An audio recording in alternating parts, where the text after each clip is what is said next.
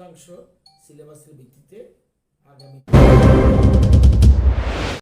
21-22 যে আমাদের যে মানে শিক্ষাবর্ষ সেই শিক্ষাবর্ষের অ্যাডভান্স যেহেতু 3 মাস চলে গেছে, আগাম জানিয়ে দিয়েছে যে আগামী শিক্ষাবর্ষেরও আমরা 30% সিলেবাস রিডিউস করে দিলাম। 70% সিলেবাসের ভিত্তিতে আগামীতে পরীক্ষা নেওয়া হবে। এবারও আমরা 70% ভিত্তিতেই চলছে, কিন্তু আগামী বছর অ্যাডভান্স জানিয়ে দিয়েছে যাতে এবং সেম যা যা ছিল এবছর সেম, আর সিলেবাস আর চেঞ্জ করবে না, এই সিলেবাসের ভিত্তিতেই পরীক্ষা আগামীতে নেওয়া হবে। আরেকটা বিষয় জানা ছিল যে গত 2 বছর ধরে আমরা দেখছি কোভিডের যে প্রভাবটা রয়েছে, আগামীতে থার্ড ওয়েভ আসবে কিনা সেটা আমরা জানি না এখন, বাট ইনকেস যদি আসে সেটাকে মাথায় রেখে এবার যারা বোর্ড দিতে যাচ্ছে তারা যদি ইনকেস না দিতে পারে কোনো প্রিপারেশন হবে কিনা এই বছর? কোনটা? গত 2 বছর ধরে তো আমরা দেখছি কোভিডের প্রভাব রয়েছে, গতবার পরীক্ষা নিতে একটু প্রবলেম হয়েছিল, এবার পরীক্ষাটা এখনো হয়নি। সামনের বছর যারা 2022-এ বোর্ড দিতে চায় সেই সময় যদি কোভিডের প্রভাবটা আসে সেটাকে মাথায় রেখে এখন থেকে কোনো দেখুন, সারা ভারতবর্ষে ব্যাপারটা জটিল, এবং আজকে মিটিংয়ে যারা উপস্থিত ছিলেন সারা ভারতবর্ষের খবর ওনারা রেখেছেন এবং সবাই পুঙ্খানুপুঙ্খভাবে, এবং যারাই মিটিংয়ে এসেছেন সবাই তৈরি হয়ে এসেছেন, সারা ভারতবর্ষের চিত্র প্লেস করেছেন, বিভিন্ন আলোচনা হয়েছে, পজিটিভ নেগেটিভ কোনটা বলে ভালো, সব কিছু জানার পরেও পরিস্থিতির দিকে বিবেচনা করে দেশের যা পরিস্থিতি হবে ত্রিপুরা রাজ্যের দেশের বাইরে নয়, সুতরাং সেটা মাথায় রেখে, এবং যেহেতু আগাম এই ব্যবস্থা এই জন্যই মধ্যশিক্ষা পর্ষদ এবার আগের থেকেই 30% রিডিউস করে দিল, সুতরাং আগামী বছর কি হবে সেটা মাথায় রেখেই সমস্ত রকম প্রিপারেশন তৈরি হচ্ছে। এবং এই আপনারা থাকতে থাকতে দেখবেন অনেকগুলি ফোন আসছে, স্যার পরীক্ষা কি নেওয়া হবে? আমি বলছি 21 তারিখ ফাইনাল হবে।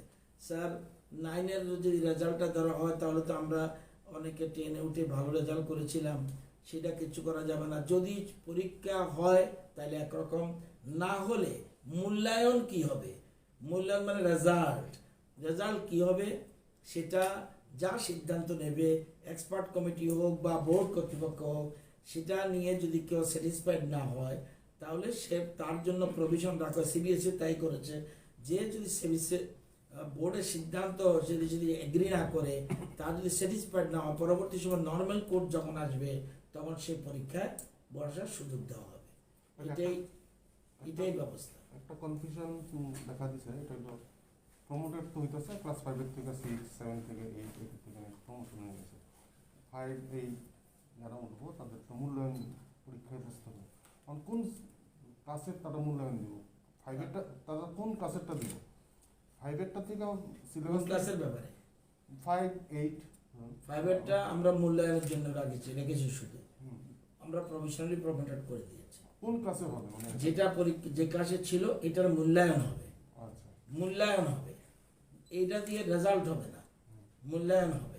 এটা দিয়ে তাদের আমাদের অ্যাসেসমেন্ট দেখা যাবে, তা সে যে পরীক্ষা দেওয়ার কথা ছিল তার পরীক্ষায় কী রেজাল্ট হবে ওইটা শুধু হবে।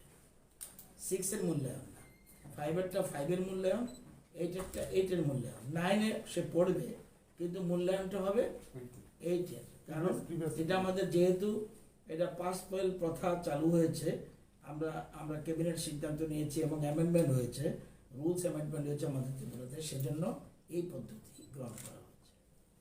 আরেকটা বিষয়, এবার কোভিডে তো অনেক আক্রান্ত হয়েছে, কয়জন শিক্ষক এফেক্টেড হয়েছে, মারা গেছে, এই ধরনের তথ্য আপনার না এই মুহূর্তে নেই, কিন্তু ওয়ার রুমে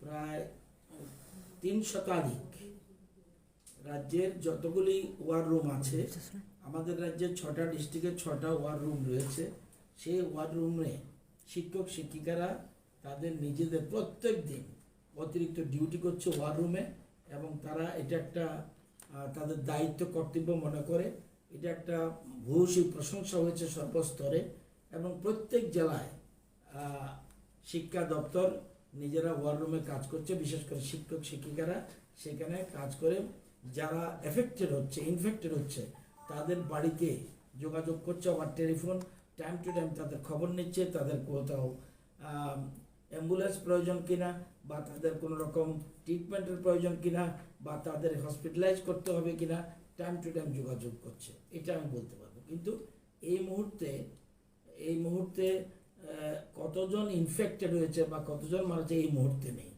তবে যেহেতু আপনি বলেছেন, সেটা আমরা একটা সার্ভে করে দেখব।